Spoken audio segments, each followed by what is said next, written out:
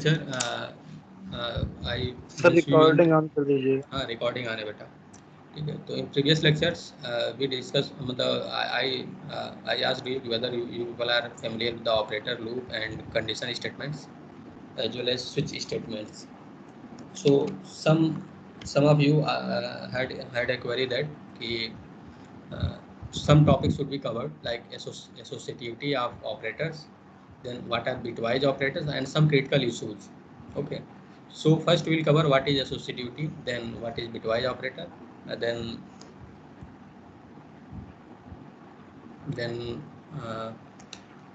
some critical issues like in case of storage classes what are some critical issues, then in case of loops and condition statement what are very critical issues. Okay, so let us first consider what is associativity.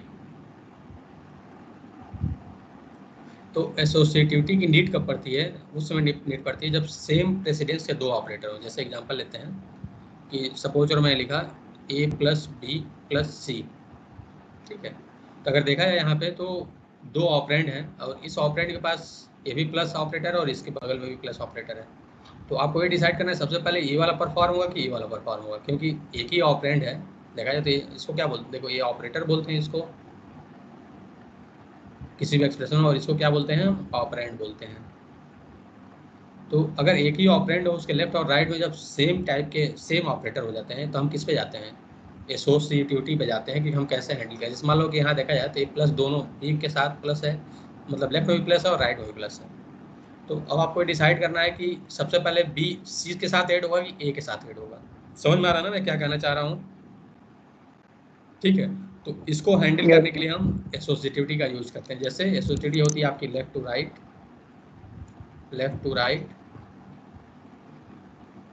या right to left होती है, ठीक है। तो left to right का मतलब क्या हुआ कि जैसे देखो अगर जो प्लस ऑपरेटर होता है तो इसकी मालूम है, इसकी जो एसोसिएटिव होती है जो आप पढ़ोगे वो लेफ्ट टू राइट होता है। तो लेफ्ट टू राइट मतलब क्या है कि जो अगर ये प्लस वाला है तो सबसे पहले लेफ्ट वाला प्लस हैंडल किया जाएगा। सबसे पहले इसको मतलब एक तरह से कहा जाए तो सबसे पहले इसको क्या किया जाएगा, इवेलुएट किया जाएगा, ठीक है। तो सबसे पहले इसको इवेलुएट किया जाएगा तो इसकी मतलब एसोसिएटिव क्या है, सबसे हाईएस्ट है। मतलब सबसे पहले अगर मतलब सपोज ए की वैल्यू अगर 2 है, बी की वैल्यू 3 है और सी की वैल्यू 5 है, तो सबसे पहले क्या होगा, ए प्लस बी कंप्यूट होगा। तो ए प्लस बी कंप्यूट करोगे तो क्या होगा, 2 प्लस 3 कितना हो गया, 5। अब फिर क्या होगा, सी के साथ मतलब प्लस रहेगा और फिर सी रिप्लेस होगा। सी कितना है, 5 प्लस 5 कितना होगा, 10। तो ये क्लियर है ना एसोसिएटिविटी होती क्या है, क्या कॉन्सेप्ट है। एसोसिएटिविटी को तभी हम यूज करते हैं जब सेम लेवल के ऑपरेटर या सेम प्रेसिडेंस का ऑपरेटर किसी ऑपरेंड का अगल बगल हो, तो आप क्या करोगे, एसोसिएटिविटी यूज करोगे। जैसे एक और एग्जांपल लेते हैं। समझ लो कि आपने ए बाई बी किया plus c plus d by e. तो अगर इस केस में देखोगे तो देखो सी के साथ क्या है, यहाँ भी प्लस है और यहाँ भी प्लस है। लेकिन चूंकि आपको मालूम है कि जो अगर सबसे पहले जो प्रेसिडेंस होता है वो डिवाइड ऑपरेटर का सबसे ज़्यादा हाई प्रेसिडेंस होता है। तो सबसे पहले क्या होगा, ये कंप्यूट होगा। सपोज अगर इसकी वैल्यू एफ है तो एफ प्लस सी हुआ, फिर क्या होगा, इसकी वैल्यू कंप्यूट होगी जिसकी मान के चलो कि आप ई है। अब यहाँ एसोसिएटिविटी वर्क करेगा, क्यों, क्योंकि यहाँ पे सी के साथ क्या है, इधर भी प्लस है और इधर भी प्लस है। तो सबसे पहले ये कंप्यूट होगा, देन आपका ये कंप्यूट होगा। तो एसोसिएटिविटी होता क्या है, ये क्लियर है कि नहीं, इसमें एनी डाउट? एनी डाउट कोई बताइए, अगर इसके अलावा कोई डाउट हो तो इसमें। ठीक, तो इसमें जैसे हम लोग कुछ एग्जांपल लेते हैं जहाँ आपका कुछ रिजल्ट आपका प्लस है। प्लस तो आप सिंपली जानते ही हो, सेम लेवल के ऑपरेटर हो,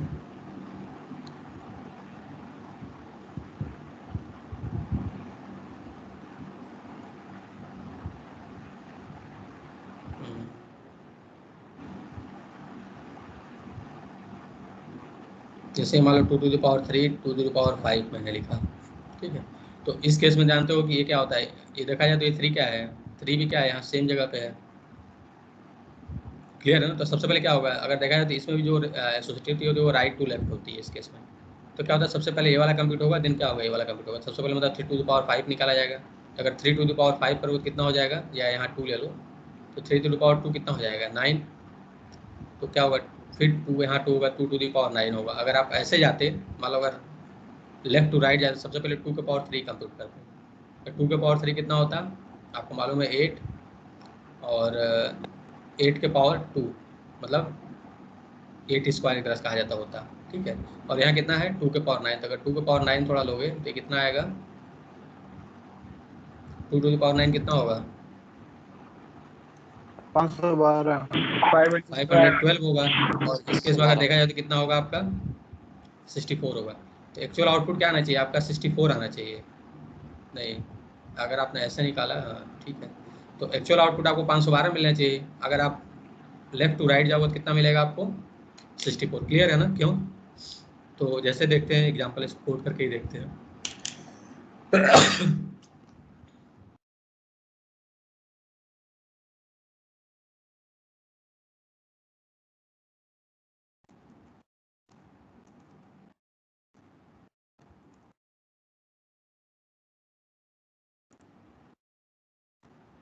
अगर सी आउट में सपोज ये लिखता हूँ 2 टू द पावर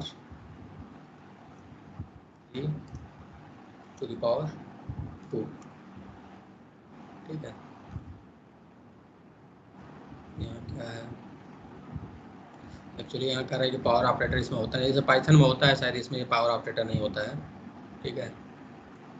कोई एक ऐसा ऑपरेटर बताओ जिसमें हमें चेंज मिले वैल्यूज।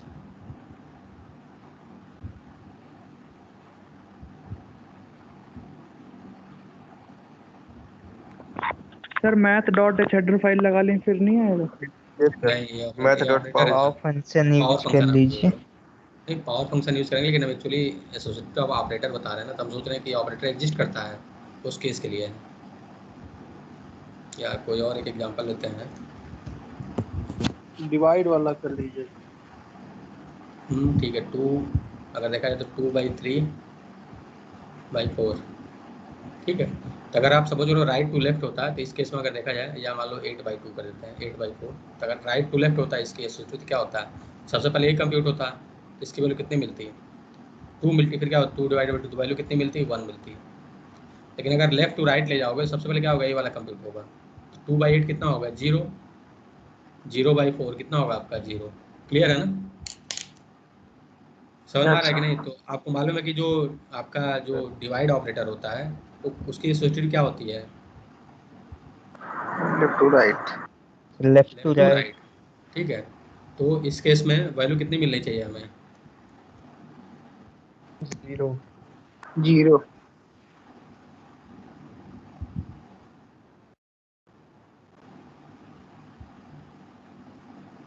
ऐसा क्यों हो रहा है ये? इनफाइनाइट लूप में चला जा रहा है। नहीं नहीं, इनफाइनाइट लूप नहीं होगा, वो गलत हो रहा है।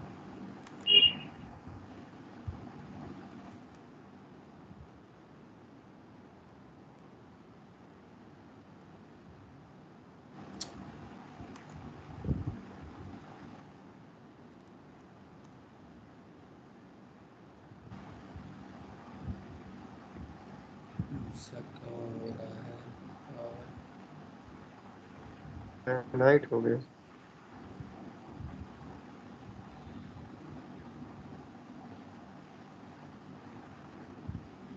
सर पैरेंथेसिस एक बार लगा के चेक कर लीजिए। नहीं नहीं, पैरेंथेसिस से कोई दिक्कत नहीं है। एक्चुअली मैंने एक रिटर्न 0 लगाइए सर। नहीं नहीं, रिटर्न 0 से कोई मतलब नहीं है। ठीक है, तो इस केस में देखो वैल्यू कितनी मिल रही है हमें 0 मिल रही है। क्लियर है ना, जबकि वही अगर आपका राइट टू लेफ्ट होता तो वैल्यू कितनी मिलती है हमें 1 मिलती है। कैसे ठीक हुआ सर ये? ठीक, एक्चुअली क्या होता है एक बैक साइड में प्रोग्राम इनफाइनाइट लूप रन करने मतलब क्या होगा कि इनफाइनाइट टाइम वो रन करता रहेगा। तो उसको सही करने में क्या किया, पहले एडिटर को ही ऑफ कर दिया, मतलब क्या हुआ आपका वो प्रोसेस कंप्लीट हो गया, मतलब बंद हो गया, उसके बाद फिर मैंने स्टार्ट कर हो गया। ठीक है, तो ये क्लियर है ना क्यों 0 आएगा, इसमें कोई इशू? तो एसोसिएटिव अब ऑपरेटर क्लियर है कि नहीं, इसमें किसी को कोई डाउट कैसे काम करता है? जैसे एक और एग्जांपल लेते हैं, सेम लेवल का ऑपरेटर बताओ, कोई दो सेम लेवल का ऑपरेटर हो, जैसे प्लस प्लस हो गया, माइनस माइनस हो गया, इस सेम लेवल पर काम करते हैं, और इनके साथ कोई और ऑपरेटर काम करता है? नो सर, प्री देखिए इंक्रीमेंट और पोस्ट इंक्रीमेंट दोनों ये की अलग अलग एसोसिएटिविटी होती है। ये हाँ, प्री इंक्रीमेंट पोस्ट इंक्रीमेंट की अलग अलग होती है। पोस्ट फिक्स जो भी ऑपरेशन होता है यस सबकी एसोसिएटी मतलब वो प्रेसिडेंस उनकी हाई होती है, ठीक है। तो ए प्लस प्लस है सपोज लो, देन यहाँ मैंने किया, एक्चुअली ये यूनरी ऑपरेटर है, तो प्रॉब्लम क्या है ना कि इसमें कभी होगा ही नहीं कि दो ऑपरेंड के बीच में हो, ठीक है। तो इसमें क्या होगा, सिंपल सी वही सेम अप्लाई होगा, या कुछ हम सपोज लो ऐसे लिखते हैं, ये 4 टाइम प्लस लिखते हैं, ठीक है। तो सबसे पहले कौन सा कंप्यूट होगा, लेफ्ट टू राइट। अगर मान लो अगर इस केस में क्या होता है आपका एसोसिएटी जो होती है शायद वो होती है राइट टू लेफ्ट होती है। तो सबसे पहले क्या होगा, ए वाला प्लस अप्लाई होगा ए के साथ, देन क्या होगा, ए वाला प्लस इसका अप्लाई होगा इसके साथ। क्लियर सर, है ना? लेफ्ट टू राइट होती है पोस्ट अगर इंक्रीमेंट लेफ्ट टू, की। तो बिल्कुल अगर लेफ्ट टू राइट होगा तो क्या होगा, सबसे पहले ए वाला कंप्यूट होगा, देन क्या होगा, इसके ऊपर प्लस वाला ए लगेगा, ठीक है। तो कुछ हम लोग मतलब एसोसिएटिव का मतलब आपको कॉन्सेप्ट क्लियर होना चाहिए कि वो कब अप्लाई होता है, जब आप ऑपरेंड के अगल बगल मतलब क्या हो, सेम लेवल के सेम प्रेसिडेंस के आपके ऑपरेटर मतलब ऑपरेटर हो जाए, तब किसको उसको हैंडल करने के क्या यूज करोगे, एसोसिएटिव यूज करोगे, जो भी उस ऑपरेटर की एसोसिएटिव हो, लेफ्ट टू राइट हो या राइट टू लेफ्ट हो। क्लियर है ना? लेकिन बेसिक क्लियर है कि नहीं, कब उसको यूज करते हैं? Yes sir. ठीक है। यस तो आप लोग मुझे कुछ कहे थे कि हमें उसके बारे में बताया जाए, पोस्ट इंक्रीमेंट और प्री इंक्रीमेंट के बारे में, या post Yes, sir. Increment post decrement कैसे काम करता है, प्री इंक्रीमेंट। तो अगर सपोज करो पोस्ट इंक्रीमेंट मैंने ए प्लस प्लस लिखा, तो कहने का मतलब क्या है कि ए की value as it is same रहेगी। मतलब अगर ए सपोज करो ए की वैल्यू मान लेते हैं ए इक्वल टू 3 है, तो ए प्लस प्लस बनेगा तो ए प्लस प्लस की वैल्यू तो 3 रहेगी, लेकिन ए की वैल्यू इसके बाद इंक्रीज हो कितनी हो जाएगी, 4 हो जाएगी। जैसे एग्जांपल लेते हैं कि मैंने लिखा ए प्लस प्लस प्लस 2, तो अगर चूंकि यहाँ पोस्ट इंक्रीमेंट है तो जो ए की वैल्यू होगी एज इट इज वही यूज होगी। तो ए की वैल्यू कितनी है करंट में, 3 है, तो यहाँ 3 हो जाएगा और प्लस 2, तो इस एक्सप्रेशन की कंबाइंड वैल्यू हो गई। लेकिन क्या होगा, इसके बाद ए की वैल्यू इंक्रीज हो जाएगी, तो ए की वैल्यू इंक्रीज हो कितनी हो जाएगी, 3 से कितनी हो जाएगी, 4। अब इसके आगे ए कहीं भी यूज करोगे तो ए की वैल्यू कितनी रहेगी, 4 रहेगी। क्लियर है कि नहीं? बोलो स्नो, पोस्ट इंक्रीमेंट क्या Yes, होता है? sir. ठीक है। और उसके प्री आगे इंक्रीमेंट, सर अगर फिर जैसे एग्जांपल सर लेते हैं कि उसके मान लो आगे मैंने यहाँ ए प्लस प्लस किया, फिर ए प्लस प्लस कर दिया, अब प्लस 3 किया। क्लियर है ना? समझ में आ रहा है ना? मैंने अगर सपोज ऐसा किया, तो अगर ए की वैल्यू एग्जांपल लेते हैं कि कितना है, 2 है, तो यहाँ क्या होगा, ए की वैल्यू कितनी है, ए प्लस प्लस है, तो यहाँ पोस्ट इंक्रीमेंट यहाँ 2 ही यूज होगा। अब इसके बाद ए की वैल्यू इंक्रीज हो गई, तो ए की वैल्यू इंक्रीज हो कितनी हो गई, 3 हो गई। अब इस ए प्लस प्लस पे जाओगे तो ए की वैल्यू कितनी रहेगी, 3 रहेगी। क्लियर है कि नहीं? यस बोले सर। Yes sir. ठीक है। उसके बाद फिर यस ए की सर। वैल्यू इंक्रीज होगी, तो ए की वैल्यू 3 से कितनी हो जाएगी, 4 हो जाएगी। लेकिन चूंकि ये जो एक्सप्रेशन है यहाँ कुछ ऐसे ही रहेगा, तो अगर इस एक्सप्रेशन की वैल्यू निकालो कितना आएगा, 8 आएगा।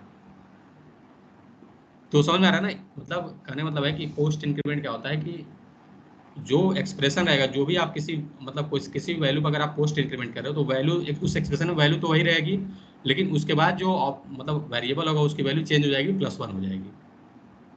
क्लियर है ना पोस्ट इंक्रीमेंट क्या होता है? बेसिक क्लियर है कि नहीं पोस्ट इंक्रीमेंट क्या होता है? जैसे एक और एग्जांपल लेते हैं,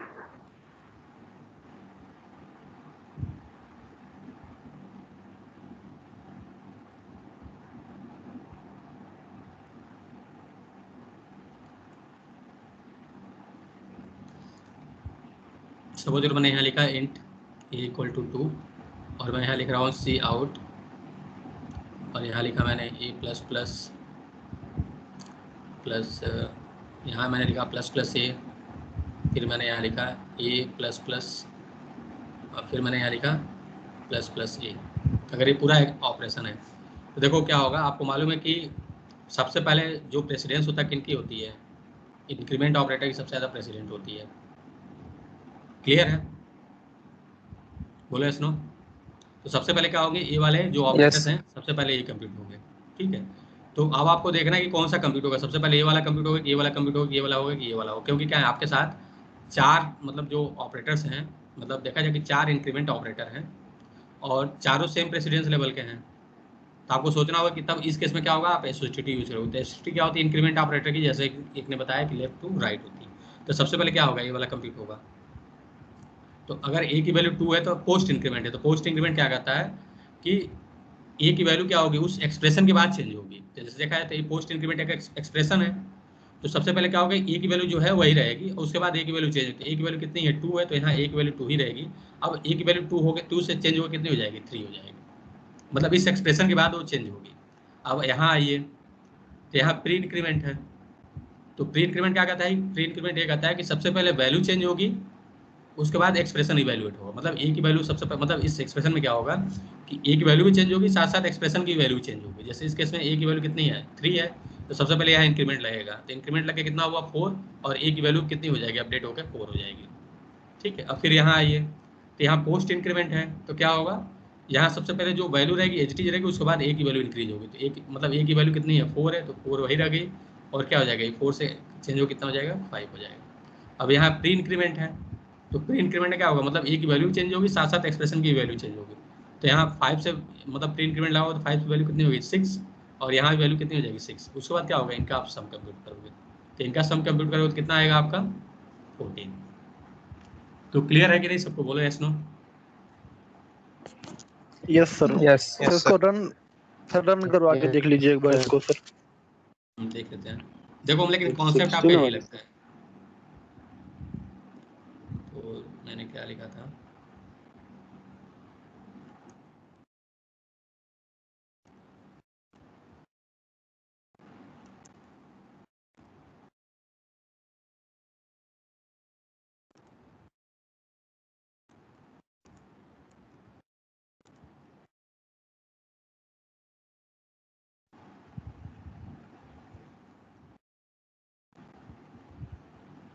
तो वैल्यू कितनी आ रही है, 16 आ रही है, लेकिन अगर देखा जाए इसमें कुछ मैंने गड़बड़ तो नहीं किया है ना। हाँ 16 ही वैल्यू मिलेगी ना अगर आप सम करोगे तो, क्यों 2 + 4 + 4 + 6 कितना हो जाएगा आपका, 16 होगा। 16। ठीक है, मैंने यहाँ 14 लिखा था, देखो आपको 16 मिलना चाहिए, 16 मिल रहा है कि नहीं। Yes sir. तो क्लियर है ना आपको कैसे वर्क करेगा ये। ठीक है, अब सपोज अगर मैं यहाँ प्री इंक्रीमेंट मतलब अगर डिक्रीमेंट लगा दूँ तो क्या होगा,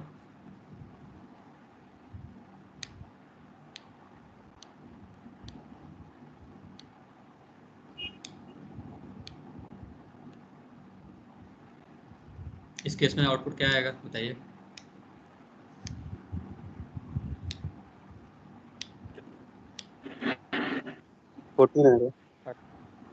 तो देखो कितना हुआ है, यहाँ ए की वैल्यू 2 रहेगी लेकिन 3 हो जाएगी, तो यहाँ 3 से कितनी हो गई, 4 हो गई, फिर यहाँ 4 रहेगी, 5 हो गया, 5 - 1 4 हो गया, तो वैल्यू कितनी आएगी, 14 आनी चाहिए।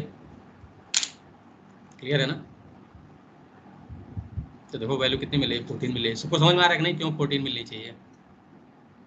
Yes sir. Yes sir. Yes sir. तो ये प्री इंक्रीमेंट और पोस्ट इंक्रीमेंट कैसे काम करता है, इसमें कोई डाउट, एनी डाउट्स। सिंपल आपको याद रखना है कि जब भी पोस्ट इंक्रीमेंट कहीं भी हो, तो जो उस वेरिएबल की वैल्यू होगी, पोस्ट इंक्रीमेंट की वैल्यू वही रहेगी, बस उसके बाद ऑपरेटर वेरिएबल की वैल्यू चेंज होगी, लेकिन जो एक्सप्रेशन का वैल्यू होगा, जो वेरिएबल की वैल्यू होगी, बस वही रहेगी। तो ये होता है पोस्ट इंक्रीमेंट। प्री इंक्रीमेंट क्या कहता है, प्री इंक्रीमेंट कहता है कि सबसे पहले वेरिएबल की वैल्यू चेंज होगी, और एक्सप्रेशन की वैल्यू जो अब अपडेटेड जो वेरिएबल की वैल्यू होगी, वो एक्सप्रेशन की वैल्यू होगी। क्लियर है ना। इससे अगर -a किया तो सबसे पहले ए की वैल्यू डिक्रीज होगी, और जो डिक्रीज वैल्यू होगी ए की, वही क्या होगी, -a की फाइनल वैल्यू होगी। ठीक है, तो प्री इंक्रीमेंट पोस्ट इंक्रीमेंट में कोई डाउट, कोई डाउट नहीं है। ठीक है, तो नेक्स्ट हम लोग देखते हैं बिटवाइज ऑपरेटर।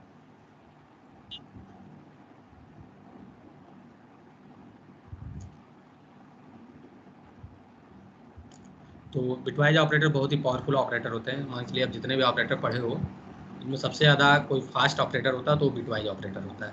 ठीक है, तो जब भी अगर कोई प्रोग्राम यूजिंग बिटवाइज ऑपरेटर बनाओ तो वो ज़्यादा फास्ट होगा इन कंपेरिजन टू आप प्लस माइनस या जो भी अरिथमेटिक ऑपरेटर, रिलेशनल ऑपरेटर है, इनको लेकर बनाओगे। तो बिटवाइज ऑपरेटर में जो मेनली ऑपरेटर्स होते हैं वो आपका होता है बिटवाइज एंड,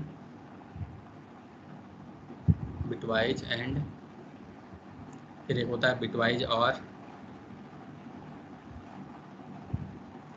देन एक होता है बिटवाइज नॉट। तो उसको शायद इससे नहीं डिनोट करते हैं, कुछ इस तरह से होता है, इसको इससे इस सिंबल से डिनोट करते हैं, उसको बोलते हैं बिटवाइज नॉट बोलते हैं। ठीक है, उसके बाद एक होता है right shift operator, right shift, और एक होता है लेफ्ट शिफ्ट। तो बिटवाइज एंड में क्या होता है, अगर मैंने कहा कि सपोज कोई एक नंबर है, जैसे आप यहाँ 4 लिखे हो, तो 4 क्या होगा, बाइनरी में स्टोर होता है, तो इसकी वैल्यू कितनी होती है, 100 होती है, अगर आप जानते हो कि डेसिमल टू बाइनरी कन्वर्जन। और ऐसे सपोज मैंने यहाँ लिखा 6, तो 6 की वैल्यू कितनी होगी बाइनरी में, 110 होगी। तो अगर मैं कहूँ कि 4 एंड 6 परफॉर्म करना है, 4 बिटवाइज 6, तो क्या होगा, सबसे पहले 4 कन्वर्ट होगा बाइनरी में, तो बाइनरी में क्या होता है, इसकी वैल्यू 100 हो गई, और 6 कितना हो गया, 110 हो गया। ठीक है, तो 100 और 110 इनका क्या होगा, बिटवाइज होगा। तो बिटवाइज एंड कैसे काम करता है, अगर ये बिट्स पे काम करता है, जैसे मान लो ये 0 है और 0 है, तो अगर इसमें क्या होता है, अगर बिटवाइज एंड का जो आप एंड गेट पढ़े होगे, तो अगर दोनों 1 1 है तो आउटपुट क्या होगा, 1 होगा। अगर इनमें से कोई भी एक 0 है तो आउटपुट क्या होगा, हमेशा 0 होगा। क्लियर है ना। तो जैसे यहाँ 0 0 है, तो क्या होगा, एंड इसका एंड करोगे कितना होगा, 0 होगा। यहाँ 0 1 है तो इनका एंड करोगे तो 0 होगा, और यहाँ 1 1 है तो इनका एंड क्या होगा, आपका 1 होगा। तो अगर देखा जाए तो 4 बिट वाइज 6 परफॉर्म किया जाए, तो आपको जो वैल्यू मिलेगी वो कितनी मिलेगी, 4 मिलेगी। क्लियर है ना। Yes sir. यस। ऐसे ही आपका, अगर सपोज करो कि मैं ले रहा हूँ 4 और 6, इसको और अगर बोला जाए तो और ऑपरेटर है, तो क्या होगा, पहले बिट्स में कन्वर्ट होगा। जैसे बिट्स में कन्वर्ट हो गए, अब यहाँ और ऑपरेटर अगर निकालोगे तो क्या होगा, अगर दोनों में से कोई भी एक 1 है तो आउटपुट क्या होगा, 1 होगा। अगर दोनों 0 होंगे तो आउटपुट 0 होगा। जैसे इस केस में ये दोनों 0 हैं, ठीक है, तो आउटपुट क्या होगा, 0 होगा। अब यहाँ जैसे 0 और 1 है तो यहाँ क्या होगा, आउटपुट 1 होगा, और 1 1 है तो यहाँ आउटपुट 1 होगा। तो इस केस में वैल्यू कितनी मिलेगी, 6 मिलेगी। तो क्लियर है ना, ये बिटवाइज एंड कैसे काम करता है, बिटवाइज और कैसे काम करता है। Yes sir. ठीक है, तो यस सर। ऐसे बिटवाइज नॉट होता है। तो बिटवाइज नॉट क्या करता है, अगर कोई भी समझ लो आपका, मैंने लिखा नॉट 4, तो अगर 4 मान लो ऐसे रिप्रेजेंटेड है 100 से, तो नॉट का मतलब क्या होगा, ये सारे बिट्स को फ्लिप कर देगा। तो बिट फ्लिप होगा मतलब क्या, जो 0 होगा 1 में कन्वर्ट हो जाएगा। जैसे 0 है तो 1 हो गया, ये 0 है तो 1 हो गया, अरे 1 किस में कन्वर्ट हो जाएगा, 0 में। तो जो 4 होगा इसका जो फाइनल वैल्यू है वो कितनी आएगी, 3 आएगी, क्योंकि इसकी वैल्यू कितनी होगी, 3 होगी। क्लियर है ना। तो बिटवाइज नॉट कैसे काम करता है, ऐसे आपका लेफ्ट शिफ्ट होता है और राइट शिफ्ट होता है। मतलब ये राइट शिफ्ट हो गया और लेफ्ट शिफ्ट। तो सपोज करो कोई एक वैल्यू है, मान लो चलो कि मैंने यहाँ लिखा 6 और यहाँ इसको किया राइट लेफ्ट शिफ्ट 1 किया। तो 6 क्या करो, सबसे पहले इसको बाइनरी में निकालो। तो बाइनरी में निकालो तो क्या होगा, 110, और यहाँ लेफ्ट शिफ्ट 1 है। तो लेफ्ट शिफ्ट 1 क्या कहता है कि ये जो वैल्यू है यहाँ आ जाएगी, ये वैल्यू क्या हो जाएगी, यहाँ आ जाएगी, और यहाँ क्या हो जाएगा, 0 अपेंड हो जाएगा। क्लियर है ना। तो इस केस में देखा जाए तो देखो, इस पे ये वाला 1 वहाँ आ जाएगा, ये वाला 0 यहाँ आ जाएगा, और ये वाला 0 क्या हो जाएगा, यहाँ आ जाएगा। तो वैल्यू क्या होगी आपकी, ये होगी। ठीक है, क्लियर है ना। Yes sir. ठीक है, अब ऐसे ही होता है राइट शिफ्ट ऑपरेटर। तो सपोज मैंने 6 लिखा, राइट शिफ्ट 1 लिखा, तो क्या हो गया आपका 110 है, और राइट शिफ्ट मैंने 1 किया। तो इसका मतलब क्या है कि जो यहाँ वाला बिट है वो यहाँ आ जाएगा, यहाँ वाला बिट यहाँ हो जाएगा, और यहाँ क्या हो जाएगा, 0 अपेंड हो जाएगा। तो इस केस में इसकी वैल्यू कितनी आएगी, 0 1 और 1। क्लियर है ना, बोले सुनो। Yes sir. ठीक है, तो जो मोस्टली कहा जाता है कि जो लेफ्ट शिफ्ट ऑपरेटर होता है वो नंबर को मल्टीप्लाइड बाई 2 कर देता है। अगर मान लो कोई नंबर 4 है, तो अगर उसका जब लेफ्ट शिफ्ट एक बार करोगे तो मल्टीप्लाई 2 से कर देगा, मतलब कितना हो जाएगा, वैल्यू 8 हो जाएगी। और ये जो राइट शिफ्ट होता है वो क्या करता है, वो नंबर को 2 से डिवाइड कर देता है। क्लियर, जिस मान लो 6 है, अगर राइट शिफ्ट 1 करोगे तो वैल्यू कितनी मिली आपको, 3 मिली। तो क्या करता है, जो भी नंबर होता है अगर उसको 2 से अगर आपको 2 से डिवाइड करना है तो सिंपली क्या करिए, आप उसको एक बार राइट शिफ्ट परफॉर्म करा दीजिए, तो क्या हो जाएगा, 2 से डिविजिबल हो, मतलब 2 से डिवाइड हो जाएगा, और जो फाइनल वैल्यू मिलेगी आपको मिल जाएगी। ठीक है, और जो लेफ्ट शिफ्ट होता है क्या करता है, वो 2 से मल्टीप्लाई करता है। तो जैसे इस केस में अगर आप देखोगे तो इस केस में केवल 4 ही मिल रहा है। रीजन क्या है, क्योंकि हमने 3 बिट यूज़ किया। सपोज अगर मैं 4 बिट यूज़ करता, 4 बिट से अगर मैं रिप्रेजेंट करता 6 को, और इस पर करता राइट शिफ्ट लेफ्ट शिफ्ट 1, तो क्या होता है, ये वाला 1 यहाँ आता है, ये वाला 1 यहाँ आता है, ये वाला 0 यहाँ आता है, और यहाँ क्या होता है, 0 आ जाता है। तो अगर देखोगे तो कितना होता है, 1100 होता है। तो इसकी वैल्यू 6 है, इसकी टोटल वैल्यू कितनी थी, 6 थी, लेकिन अगर आपने इसको एक बार लेफ्ट शिफ्ट किया तो वैल्यू कितनी हो गई, 12 हो गई। क्लियर है ना। Yes sir. तो सर लेफ्ट कितने शिफ्ट, बिट से रिप्रेजेंट करेंगे? देखो बिट्स कितने यूज होते हैं। जैसे एग्जांपल लेते हैं कि अगर आपने अनसाइंड कैर लिया, तो जो नंबर होता है कि उस कैर की साइज कितनी होती है, 1 बाइट होती है। ठीक है, तो कितने बिट्स होंगे, 8 बिट्स यूज होते हैं रिप्रेजेंट करने के लिए। तो इसे अगर आप 4 भी लिखोगे तो 4 क्या होगा 8 बिट्स में लिखा जाएगा, मतलब क्या होगा आपका 5 टाइम 0 होगा, देन क्या होगा 1004, कुछ ऐसे होगा स्टोर। अगर वही आप इंटीजर यूज़ करते हो तो इंटीजर की मालूम साइज कितनी होती है, 2 बाइट होती है। क्लियर है? तो क्या होगा ये जो 4 है वो टोटल 16 बिट्स से लिखा जाएगा। क्लियर है ना सबको मैं क्या कह रहा हूँ? Yes sir. Yes sir. तो लेफ्ट शिफ्ट और राइट शिफ्ट कैसे काम करता है, क्लियर है कि नहीं? Yes sir. और ये ऑपरेटर कैसे काम करते हैं, bitwise and, bitwise or, bitwise not, ये सब क्लियर है? तो जैसे मैं कहूँ कि आपको कहूँ कि write a program to check whether a number is even और ऑड, इवन और odd without divide, without modulus operator. तो कैसे करेंगे, कुछ आप बता सकते हो क्या कर सकते हैं इसमें बिना मॉडुलस ऑपरेटर के? आपको बताना है कि नंबर इवन है कि odd. Sir left shift right shift. Sir sir right bitwise right shift और लेफ्ट शिफ्ट राइट का यूज शिफ्ट करके sir. Yes sir, one step. No sir. Sir जैसे कोई भी अगर ऑड नंबर है तो उसका बाइनरी राइट मोस्ट डिजिट 1 होता है और इवन है तो 0 होता है। ये यूज करके हम चेक कर सकते हैं कि कोई भी नंबर इवन है या ऑड। तो जैसे एग्जांपल लेते हैं, सपोज अगर 5 है तो 5 क्या है 101 हो गया इसका रिप्रेजेंटेशन, बाकी यहाँ 0 भले से कुछ भी हो, कितना नंबर आप 0 7 लोगे तो कितना हो जाएगा, कितने भी नंबर आप 0 लेकिन लास्ट में क्या होगा 111 होगा। क्लियर है? लेकिन वही अगर आप 6 लोगे तो क्या होगा, कितने नंबर आप 0 लेकिन यहाँ क्या होगा 110 होगा। 2 लोगे तो क्या होगा, यहाँ कुछ भी हो सकता है लेकिन यहाँ क्या होगा 10 होगा।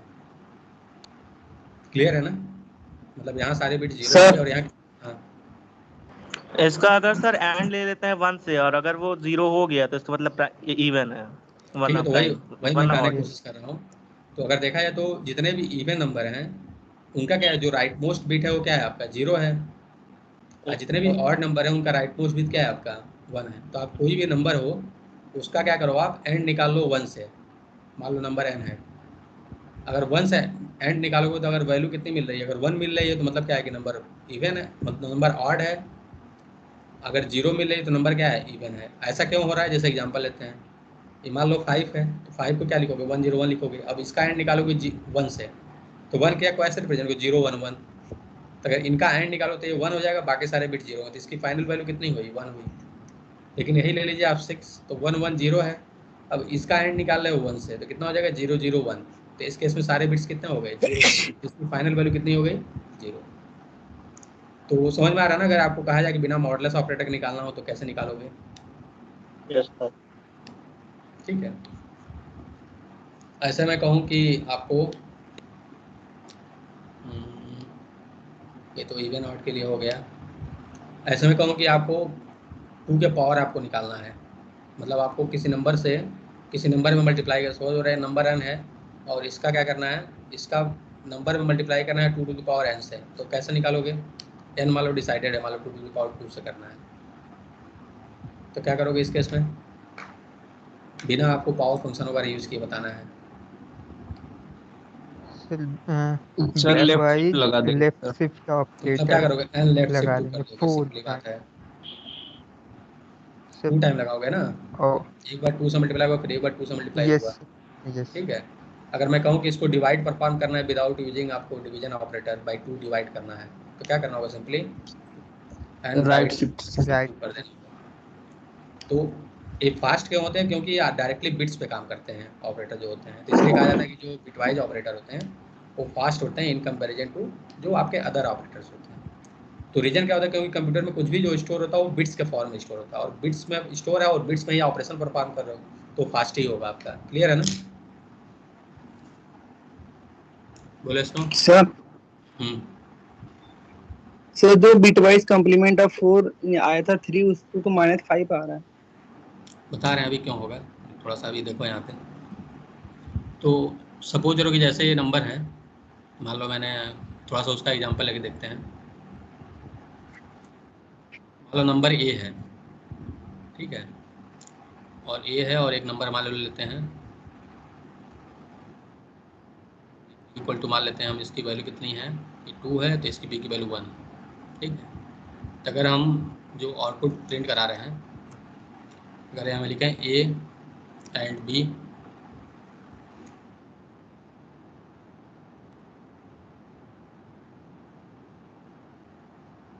ठीक है, ए और आर बी कर दें,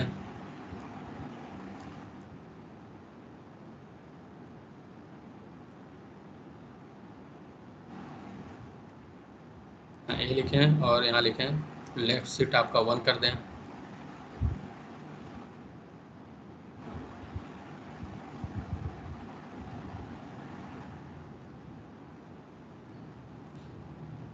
तो मैं यहाँ लिखूँ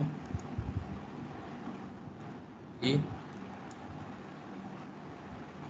राइट शिफ्ट 1 कर दें। तो क्या क्या आंसर मिलना चाहिए आपको?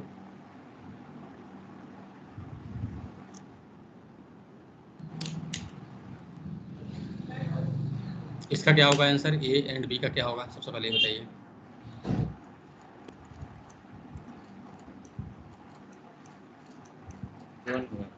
जीरो जीरो होगा, जीरो ठीक है। जीरो होगा। ए और बी का क्या होगा आंसर? सर 3 होगा।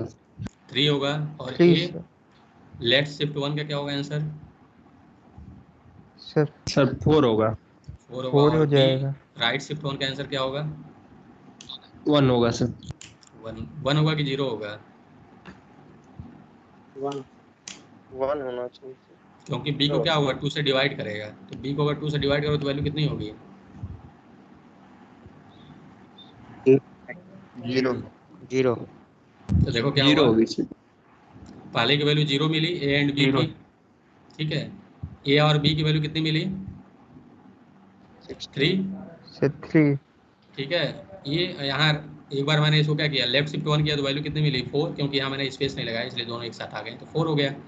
और बी को जब मैंने एक बार राइट शिफ्ट किया तो वैल्यू कितनी मिली? 0 मिली। क्लियर है ना?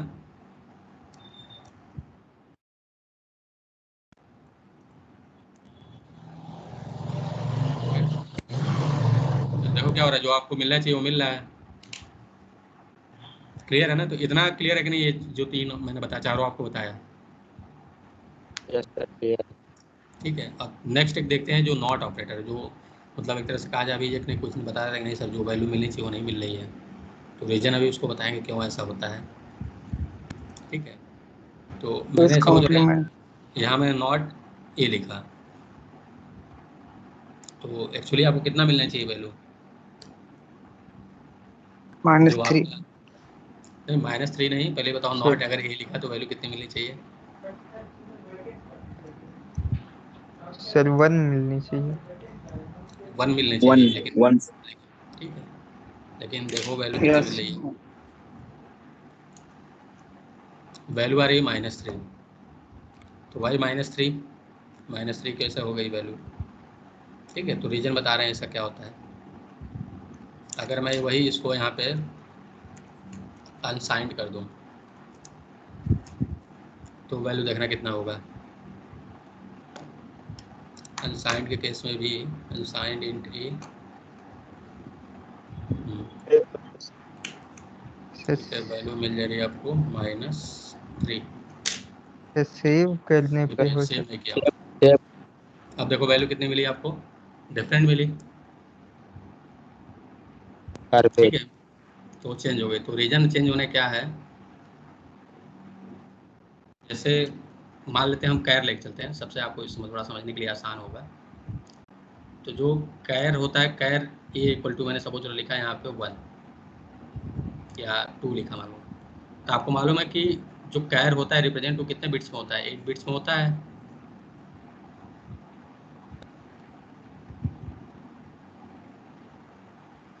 ठीक है। तो अगर मान लो सबसे पहले हम अनसाइंड लेते हैं, अनसाइंड करते हैं, अनसाइंड कर 2 में कैसे कैसे होगा? ये आपके सारे बिट्स 0 हो जाएंगे और यहाँ क्या होगा? 1 0 होगा। तो अगर इसका आप कॉम्प्लीमेंट निकालते हो, आप कॉम्प्लीमेंट ए, आपने नॉट ए लिखा, तो इसकी वैल्यू कितनी हो जाएगी? सारे बिट जो 0 हैं 1 हो जाएंगे, तो क्या हो जाएगा? 1 1, ये भी 1 हो जाएगा, ये 1 हो जाएगा, ये भी 1 हो जाएगा, और ये बिट भी 1 हो जाएगा, फिर ये 0 होगा और ये क्या होगा? 1 होगा। तो देखा जाए तो कितने टाइम हो गया आपका 6 टाइम 1, फिर क्या हुआ 0 और 1, तो इसकी वैल्यू निकालो कितनी आएगी 253 आएगी। क्लियर है कि नहीं? बोले स्नो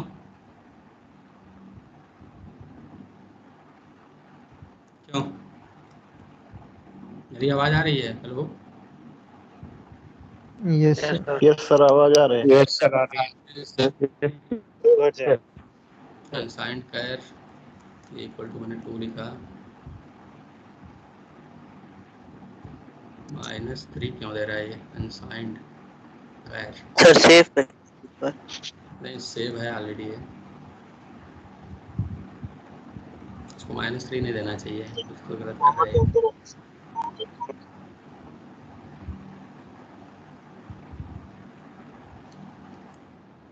इस एडिटर से भी इतना ज़्यादा फेमिलियर हूँ नहीं।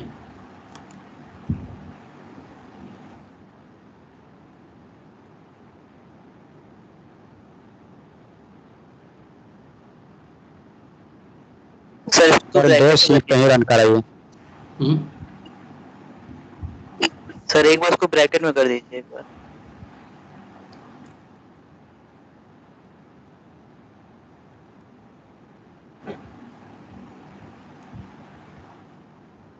सेव नहीं किए हैं। हाँ।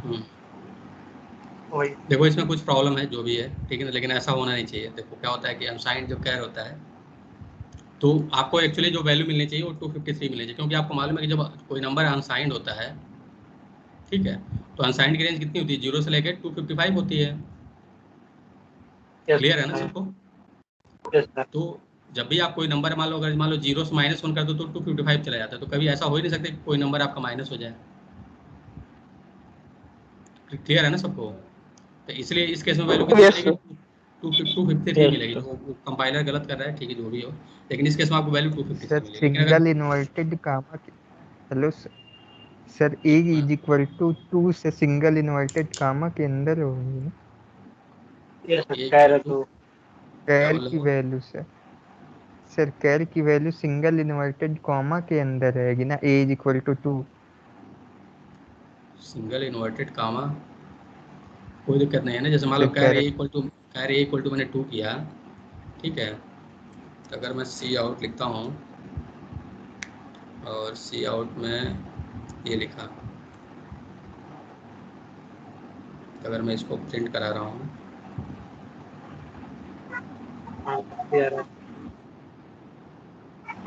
थोड़ा सा तो देखो ए के कोरस्पॉन्डिंग जो कैरेक्टर क्या है आपका है स्माइल है। क्लियर है कि नहीं? तो एक्चुअली जो यहाँ आप यस असाइन सर। करो आज की वैल्यू असाइन करो, कैरेक्टर नहीं असाइन करो। तो मैंने क्या किया, सिंपली 2 असाइन किया आज की वैल्यू। अब उस आज की वैल्यू कोरस्पॉन्डिंग कोई भी कैरेक्टर में उससे मतलब तो है नहीं, हम बस क्या कर रहे थे, आप उस पर नॉट निकाल रहे थे। क्लियर है ना? मतलब उसको बिटवाइज नॉट निकाल लेते, तो उसके लिए मैंने क्या किया कि 2 का बिटवाइज नॉट निकालोगे तो कोई वैल्यू ही मिलनी चाहिए आपको।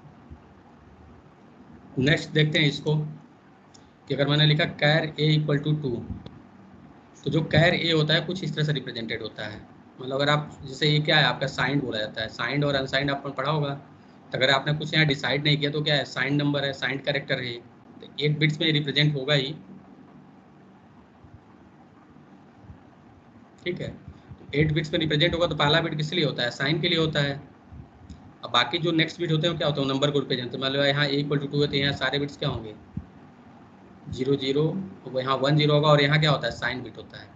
इस केस में साइन बिट कितनी है जी, मतलब पॉजिटिव है तो इसलिए क्या होगा 0 होगा। तो अगर इसका अगर आप एंड निकालोगे, मान लो इसका फ्लिप करोगे, तो फ्लिप करने के बाद क्या हो जाएगा, ठीक है, तो ये सारे बिट्स 6 बिट 1 हो जाएंगे और यहाँ 1 0 होगा। ठीक है, तो जब ये देखो इस केस में क्या हुआ, जब यहाँ 1 है तो ये क्या शो कर रहा है कि नंबर नेगेटिव होगा। ये क्लियर है कि नहीं? मैं क्या बोल रहा हूँ समझ में आ रहा है कि नहीं? अगर नहीं समझ में आ रहा तो मैं फिर अच्छे से yes बताऊँगा। sir. ठीक है, तो ये नंबर नेगेटिव का इंश्योर हो गया। अब उसकी वैल्यू क्या होगी, तो वैल्यू थोड़ा सा डिफरेंट होगी। जैसे इस केस में अगर इसकी वैल्यू निकालोगे 7 बिट्स में, तो इसकी वैल्यू आएगी आपका 63 आएगी। लेकिन आपको मिल रहा है -3। तो रीज़न क्या है कि ये जो नंबर होता है ये कुछ और तरह से इम्प्लीमेंट होता है। जैसे यहाँ 2's कॉम्प्लीमेंट और 1's कॉम्प्लीमेंट कॉन्सेप्ट है।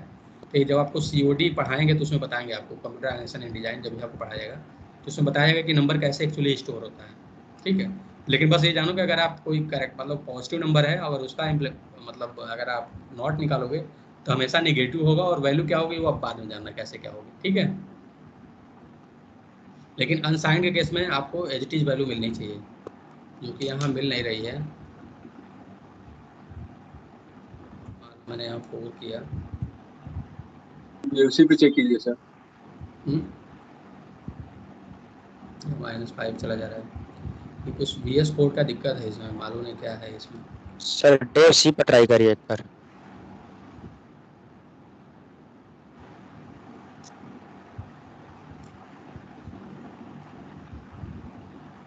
तो 253 आएगा वो। क्या आएगा?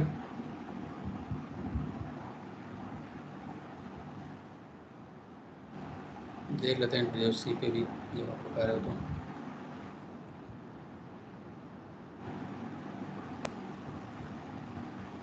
लेकिन जो बता रहा हूँ कॉन्सेप्ट वही यूज होगा।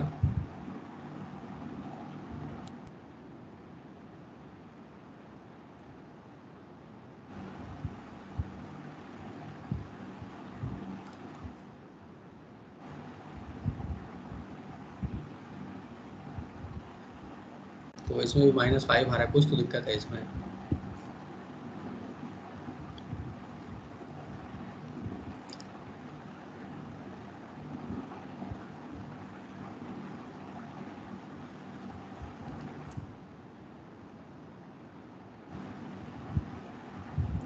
कुछ प्रॉब्लम है, लेकिन जो आपको बता रहा हूँ कॉन्सेप्ट एक्चुअली वही यूज होता है। ठीक है, यस सर।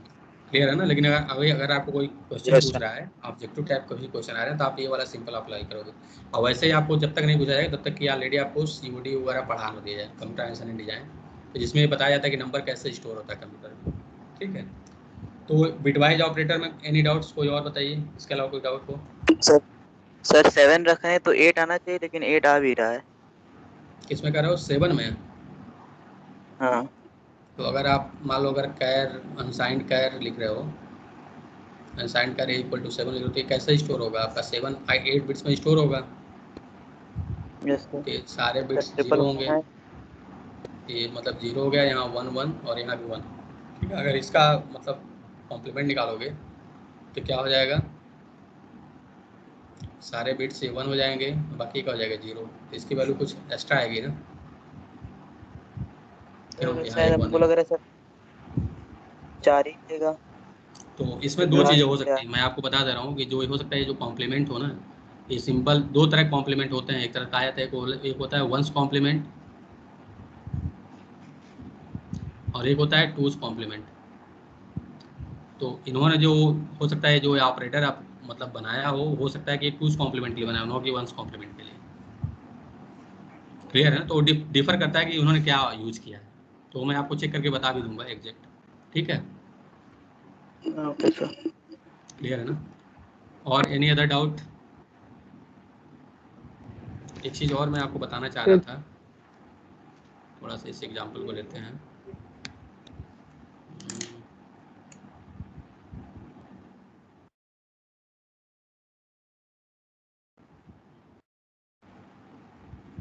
अगर मैं ये राइट शिफ्ट 1 करूँ तो वैल्यू कितनी आएगी बताइए इस केस में?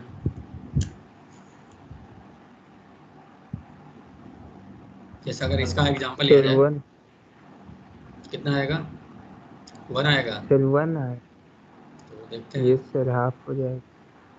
ठीक है, तो ए की वैल्यू, अच्छा हाँ, एक वैल्यू चेंज नहीं हो रही बस डिस्प्ले। ठीक है, तो यहाँ क्या है? बी की वैल्यू मतलब ए की वैल्यू 2 है, तो क्या हुआ 2, और एक बार राइट शिफ्ट करोगे तो आपको वैल्यू कितनी मिलेगी? 1 मिलेगी। तो सर अगर ऑड नंबर हो उसका राइट शिफ्ट या लेफ्ट शिफ्ट करेंगे तो वैल्यू क्या है? देखो क्या होता है, बिल्कुल देखो। मान लो ये नंबर मैंने कर दिया इसको 3, तो 3 को अगर मैं लेफ्ट शिफ्ट करूँगा तो वैल्यू कितनी होगी? 6 होगा। ठीक है, और राइट शिफ्ट करो तो क्या होगा? 3 डिवाइडेड बाई 2 करते हो तो आपको क्या मिलता है? क्वोशेंट क्या मिलता है?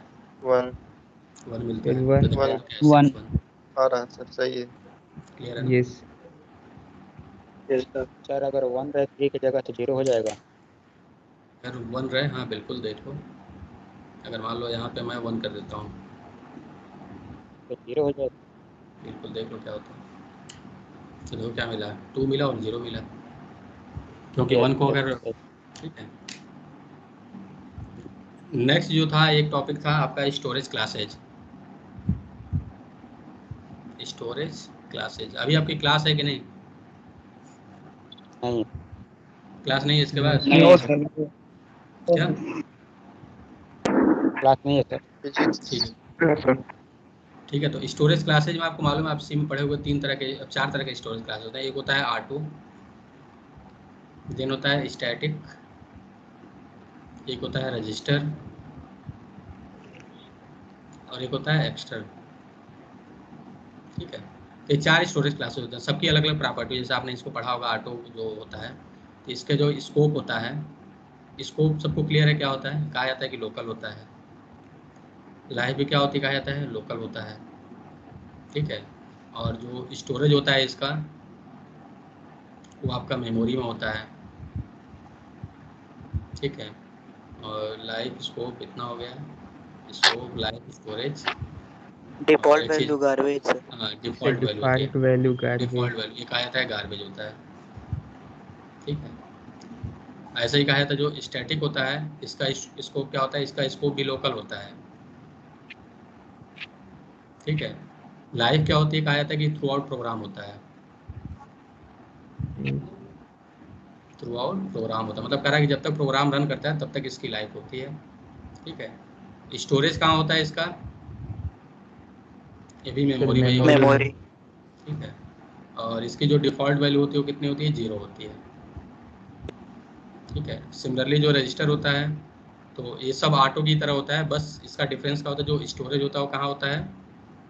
रजिस्टर में। रजिस्टर्स में होता है, बाकी सारी चीज़ें सेम होती है। और जो एक्सटर्न होता है, ये भी सारा एक तरह से स्टैटिक की तरह ही होता है, बस डिफरेंस क्या होता है कि जो इसको, इसका स्कोप भी क्या हो जाता है? ग्लोबल हो जाता है। क्लियर है ना? ग्लोबल। बाकी सारी चीज़ें क्या होंगी? सेम रहेंगी, बस स्कोप क्या हो जाएगा इस केस में, अगर इसके केस में जाओगे तो जो स्कोप होगा वो क्या हो जाता है? ग्लोबल हो जाता है। तो कभी ये सोचा है क्यों इसका स्कोप ग्लोबल होता है? क्यों ग्लोबल होता है? क्यों ये मेमोरी में स्टोर होता है? इसकी वैल्यू क्यों 0 होती है? या क्यों इसकी वैल्यू परसिस्ट करती है? क्यों, कभी सोचा है कि नहीं? क्यों, ऐसा रीज़न क्या है? No sir. क्योंकि प्रोग्राम रन करता है तो स्टैटिक और ग्लोबल पहले स्टोर हो जाते हैं सर। तो होता क्या है, देखो सपोज अगर आपने कोई प्रोग्राम जब रन कराते हो, कोई जब आपने उसको कोड किया है, कोई भी मतलब टेक्स्ट है, जैसे आप एडिटर में कोई प्रोग्राम लिख रहे हो तब तक वो प्रोग्राम रहता है, जैसे उसको रन कराते हो तो किस में कन्वर्ट हो जाता है? प्रोसेस में। ठीक है, तो कंप्यूटर में जो रन होते हैं वो हमेशा प्रोसेस ही रन होते हैं, कभी प्रोग्राम नहीं होते हैं। ठीक है, तो जो रनिंग प्रोग्राम होते हैं उसको हम प्रोसेस बोलते हैं, जो स्टैटिक प्रोग्राम उनको क्या बोलते हैं? हम प्रोग्राम ही बोलते हैं। क्लियर है ना? तो जब भी कोई एक प्रोसेस जो होता है, तो जब कंप्यूटर में लोड होता है तो उसको एक मेमोरी एलोकेट होती है। जैसे रैम आपका होता है, आपको जैसे पढ़ा होगा कि रैम क्या होता है? ज़रूरी होता है कंप्यूटर को, कंप्यूटर में अगर कोई प्रोग्राम रन कराना है तो क्या होना चाहिए? रैम में उसको प्लेस किया जाता है। इतना मालूम है कि नहीं? बोलो इसको। यस। Yes sir. जैसे कोई प्रोग्राम, जैसे मान लो अभी मैं माइक्रोसॉफ्ट टीम चला रहा हूँ, तो ये क्या है? माइक्रोसॉफ्ट टीम का क्या है? प्रोग्राम जो है या जो प्रोसेस है ज़रूर मेमोरी में लोडेड है तभी ये रन कर रहा है। अगर मेमोरी से बाहर चलाएगा तो ये रन कभी नहीं करेगा। क्लियर है ना? या मान लो मैं पीपीटी चला रहा हूँ, तो ये भी क्या है? मेमोरी में लोडेड है तभी आपका काम कर रहा है। तो कोई एक जो प्रोसेस होता है वो जब मेमोरी में लोड होता है तो 4 पार्ट्स में डिवाइड होता है। जैसे मान लो कि एक कोई प्रोसेस है, मान लो कोई मैंने प्रोग्राम बनाया P1, तो जब P1 मेमोरी में लोड होगा तो 4 पार्ट्स में डिवाइड होता है। तो हर एक पार्ट्स का अलग अलग काम होता है। इसको, एक को बोलते हैं स्टैक, एक को बोलते हैं डेटा सेक्शन, एक को बोलते हैं हीप, और एक को बोलते हैं कोड सेक्शन।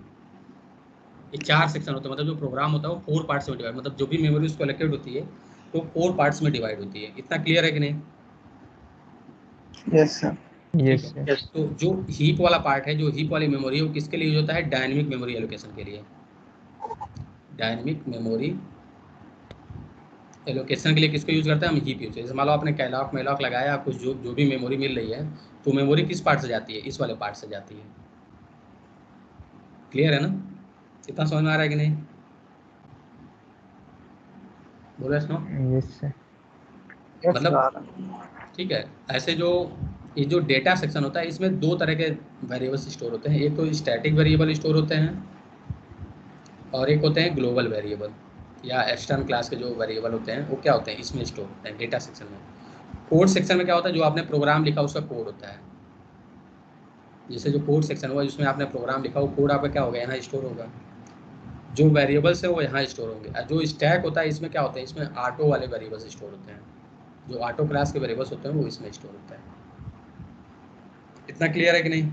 इसमें कोई डाउट? इतने में डाउट ना हो, इतने डाउट हो तो फिर से पूछो, नहीं तो फिर आगे बताएं। No sir. ठीक है, तो होता क्या है, जैसे एग्जांपल लेते हैं कि मैंने यहाँ एक फंक्शन लिखा इंट मेन, और मैंने यहाँ सपोज करो मैंने यहाँ दो वेरिएबल बनाए इंट ए और बी।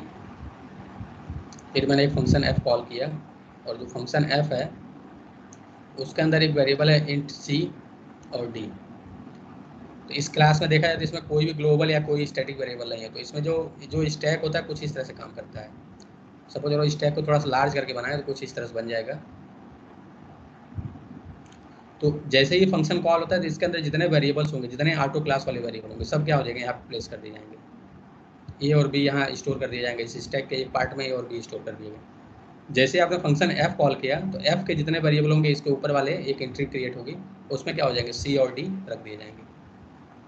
क्लियर है? सी और डी यहाँ प्लेस कर देंगे। तो जैसे ही इस फंक्शन एफ से आओगे क्या हो जाएगा, ये वाले वेरिएबल्स लॉस हो जाते हैं। मतलब क्या होगा, जो ये पार्ट जो पहले इसमें सी और डी स्टोर किया गया इसको इरेज कर दिया जाएगा, तो ये लॉस हो गया। फिर मेन में आओगे तो क्या होगा, मेन में आओगे तो केवल सी और डी एक्सेसिबल नहीं होगा, केवल कौन सा एक्सेसिबल होगा, ए और बी होगा। इतना क्लियर है कि नहीं? यस ठीक है, तो इसलिए कहा जाता है कि जैसे आप इस फंक्शन से बाहर आते हो तो अगर इनको एक्सेस करने की कोशिश करोगे तो एक्सेसिबल नहीं होते हैं। रीजन क्या होता है, क्योंकि ये क्या होंगे, ये आपका जो मेमोरी है इसको इरेज कर दिया जाता है। मतलब ये वेरिएबल अब एग्जिस्ट ही नहीं करते हैं। तो इसलिए कहा जाता है जो ऑटो वेरिएबल होते हैं उनका स्कोप क्या होता है, लोकल होता है। रीजन क्या है, क्योंकि जिस पैरेंथेसिस के अंदर डिफाइन किए जाएंगे वो क्या होता है, जैसे ही पैरेंथेसिस आएगा तो उसके जो वेरिएबल हो यहाँ पुश कर दिए जाएंगे स्टैक में, और जैसे ही इंड पैरेंथेसिस के लिए वेरिएबल आपके इरेज कर दिए जाएंगे। तो इसलिए क्या होता है, इस पैरेंथेसिस के बीच में ही एक्सेसिबल होते हैं, उसके बाद एक्सेसिबल नहीं होते हैं। तो रीजन समझ में आया ना कि ऑटो का जो स्कोप लोकल क्यों होता है? Yes sir. समझ में आ रहा है कि नहीं मैं क्या कहना चाह रहा हूँ? Yes sir. लेकिन इसी फंक्शन में अगर आपने स्टैटिक बना दिया, static int c and d कर दिया, तो चूंकि स्टैटिक वेरिएबल तो कहाँ स्टोर होगा, यहाँ होगा। यहाँ ना हो स्टोर होगा, सी और डी कहाँ स्टोर हो जाएंगे, यहाँ स्टोर होगा। तो अगर इस फंक्शन से बाहर भी आओगे तो क्या होंगे, ये परसिस्ट करेंगे, मतलब ये इरेज नहीं होंगे। क्लियर है ना? Yes sir. ठीक है, तो इसलिए क्या होगा कि स्टैटिक जो वेरिएबल होते हैं वो परसिस्ट करते हैं। इवन दो आप फंक्शन से वापस भी आ जाओगे तब भी स्कोप तो लोकल होता है, नो डाउट, लेकिन वो वेरिएबल लॉस नहीं होते हैं। फिर से जब जाओगे उस फंक्शन में तो उसकी वैल्यू जो आपने फिक्स की हुई वो आपको मिलेगा। ठीक है, तो यही रीजन होता है। रीजन सर, पूछो। सर स्टैक ओवरफ्लो सर एक होता है, कभी कभी एरर आता है। तो स्टैक ओवरफ्लो वो का क्या जैसे मान होता लो स्टैक के लिए मान लो मैंने इतना स्पेस दिया हुआ है, अब मान लो इसमें मैं डेटा भरते जा रहा हूँ। मान लो यहाँ पहले यहाँ डेटा स्टोर किया, यहाँ स्टोर किया, फिर ऐसे स्टोर करते हैं। मान लो स्टैक पूरा फुल हो गया, अब इसके बाद अगर कुछ डेटा स्टोर करेंगे तो क्या होगा, स्टैक ओवरफ्लो होगा। मतलब स्टैक में अब स्पेस नहीं है, तो इसी को हम बोलते हैं स्टैक ओवरफ्लो बोलते हैं। Okay sir. क्लियर है ना? तो एक्चुअली ये जो स्टैक बता रहा हूँ ये आपको और समझ में आएगा जब आपको डेटा स्ट्रक्चर पढ़ाया जाएगा सेकेंड ईयर में। ठीक है, तो स्टैक क्या होता है, एक डेटा स्ट्रक्चर होता है। तो ये क्लियर होता है, उसमें क्या होता है, एंट्री हमेशा पुश होती है और पॉप होता है। मतलब हमेशा जो पहले जो पुश होगा वही पहले आउट होगा। मतलब जो पहले इन किया जाएगा, जो लास्ट में इन होगा वही सबसे पहले क्या होता है, फर्स्टली आउट होता है। जैसे इस केस में देखा जाए कि सी और डी सबसे पहले लास्ट में पुश किए गए थे, लेकिन सबसे पहले क्या हो गया, ही इरेज हुए। क्लियर है ना? तो कुछ इस तरह से काम करता है। Yes. इसके क्लियर है कि नहीं? तो इसलिए कहा जाता है कि जब आपको डायनेमिक मेमोरी मान लो एलोकेशन से, अब जैसे ये तो मान लो जैसे ये जो वेरिएबल होते हैं अपने आप इरेज होते रहते हैं, डिस्ट्रॉय होते रहते हैं, ऑटो टाइप के। लेकिन जो स्टैटिक वेरिएबल होते हैं या जो ग्लोबल वेरिएबल होते हैं वो हमेशा परसिस्ट करते हैं जब तक ये प्रोग्राम रन करेगा। क्योंकि जब तक ये प्रोग्राम रन करेगा मेमोरी एलोकेटेड रहेगी और इसमें ये वेरिएबल्स रहेंगे। जैसे आप प्रोग्राम बंद करो तो क्या हो जाएगी, सारी मेमोरी इरेज होगी, तभी ये स्टैटिक और ग्लोबल वेरिएबल आपके इरेज होंगे। तो इसलिए इनका जो लाइफ होती है क्या होती है, थ्रू आउट द प्रोग्राम होती है। ऐसे ही जो आप कैलाक और मैलाक से जो मेमोरी एलोकेट करते हो वो भी कब तक एलोकेट रहता है, जब तक आप उनको फ्री ना कर दो, फ्री फंक्शन लगा के, या जब प्रोग्राम ही आप ना क्लोज कर दो, जब आप प्रोग्राम क्लोज होगी तब ये क्लोज होंगे, तब आपका ये मेमोरी आपकी फ्री होगी। तो इसलिए कहा जाता है कि जब भी आप डायनेमिक मेमोरी एलोकेशन से आप मेमोरी एलोकेट करिए तो जब भी उसका यूज ना हो तो क्या करिए, उसको फ्री कर दिए ताकि ये स्पेस से फ्री हो जाया करे या इरेज हो जाया करे। क्लियर है ना? यस ठीक है। तो इतने पार्ट में कोई डाउट इतने में? No sir. ठीक है। No sir. तो क्यों स्कोप लोकल और ग्लोबल क्यों होता है, इतना क्लियर है सबको? तो मैंने कहा कि जो स्टैटिक हो गया, जो मतलब लाइव जो है स्टैटिक या जो ग्लोबल वेरिएबल है उनकी जो लाइव क्या होती है, थ्रू आउट प्रोग्राम होती है। तो ये तो क्लियर है ना? ठीक है। ऑटो वेरिएबल क्यों सर मेमोरी में स्टोर होते हैं? सर स्टैटिक की डिफॉल्ट वैल्यू गार्बेज होती है ना? नहीं, 0 होती है। ब्रो ठीक है। स्टैटिक और ग्लोबल की बाय डिफॉल्ट वैल्यू 0 होती है, अभी देख भी लेंगे हम लोग। ठीक है। और ऑटो जो मेमोरी में स्टोर होता है, स्टैटिक स्टोरेज क्लास क्यों मेमोरी में स्टोर होता है और ग्लोबल क्यों मेमोरी में स्टोर होता है, क्लियर है कि नहीं? क्योंकि मैंने बताया कि जो स्टैटिक और ग्लोबल होते हैं क्या होते हैं, मेमोरी में स्टोर होते हैं। किस पार्ट में स्टोर होते हैं वो? डेटा वाले पार्ट में। और जो ऑटो वाले पार्ट वो किस में स्टोर होता है? स्टैक वाले सिस्टम। लेकिन है क्या एक्चुअली, वो मेमोरी है, तो इसलिए क्या होता है इनका जो स्टोरेज होता है वो मेमोरी होता है। रजिस्टर जो क्लास होता है इसका जो स्टोरेज होता है वो रजिस्टर होता है। तो रीजन क्या है कि रजिस्टर में क्या होता है कि स्टोरेज डिवाइस है, लेकिन उसकी जो कैपेसिटी है बहुत कम होती है, बहुत स्मॉल होती है। तो रजिस्टर जो होते हैं, एक चीज़ और है, रजिस्टर लिमिटेड होते हैं। जैसे कोई कंप्यूटर है तो उसमें हो सकता है 80 रजिस्टर्स हों। तो अगर आप रजिस्टर स्टोरेज क्लास यूज़ करते हो तो अगर नंबर ऑफ रजिस्टर फुल है, मान लो कि 8 रजिस्टर है, 8 रजिस्टर कहीं कहीं यूज हो रहे हैं, कोई रजिस्टर अवेलेबल नहीं है, तो ये बाय डिफॉल्ट किस में कन्वर्ट हो जाता है? ऑटो क्लास में कन्वर्ट हो जाता है। क्लियर है ना? बोले sir. Yes sir. Sir register use कैसे करेंगे सर? जैसे ऑटो लगा के उसको चेंज कर दिया, तो इसको एक्सटेंड के लिए क्या रजिस्टर करेंगे? देखो मैंने रजिस्टर कहा के कि लिए रजिस्टर स्टोरेज क्लास का मतलब क्या है कि अगर रजिस्टर फ्री है तो डेटा किस में स्टोर होगा? रजिस्टर में स्टोर होगा। ठीक है। तो रजिस्टर कैसे यूज़ करना है, क्या करना है, वो सीपीयू आपका समझेगा, आप उसके बारे में सोचिए। लेकिन बस क्या है कि डेटा किस में स्टोर होगा? रजिस्टर में स्टोर होगा। लेकिन मान लीजिए कि आपने जब इसको स्टोर करने गए डेटा को और रजिस्टर कोई फ्री ही नहीं है, तो उस केस में बाय डिफॉल्ट किस में कन्वर्ट हो जाएगा? ऑटो में कन्वर्ट हो जाएगा। क्लियर है ना? Yes sir. ठीक है। तो इनका एग्जाम्पल लेके बताएं या आप क्लियर हो सब इनके बारे में, कैसे वर्किंग होती है इनकी? यस सर क्लियर है। सबको क्लियर है ना? क्लियर है। बोले स्नो। यस सर क्लियर है। ठीक है। बेसिक चीज़ हो गई। नेक्स्ट है आपका लूप। तो लूप में 3 लूप होते हैं, एक फॉर होता है, एक वाइल होता है और एक होता है डू वाइल। तो कुछ क्रिटिकल चीज़ें बस हम लोग डिस्कस करेंगे। जैसे मान लो अगर हम फॉर कुछ ऐसे लिख रहे हैं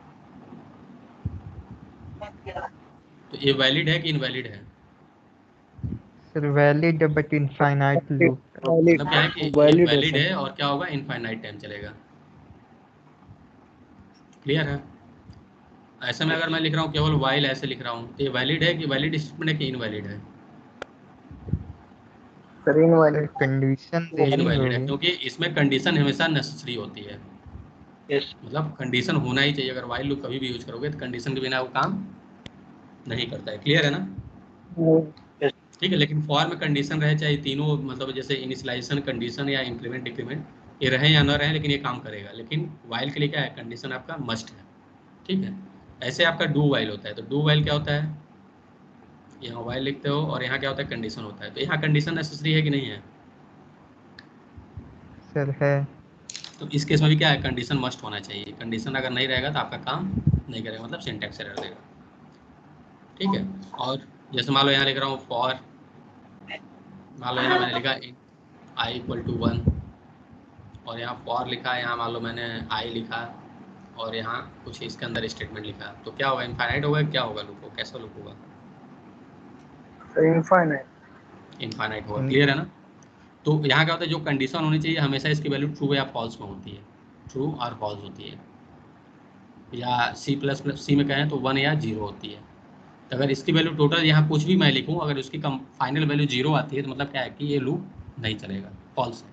अगर इसकी फाइनल वैल्यू 1 आती है तो मतलब क्या है कि लूप आपका वर्किंग। क्लियर है ना? Yes sir.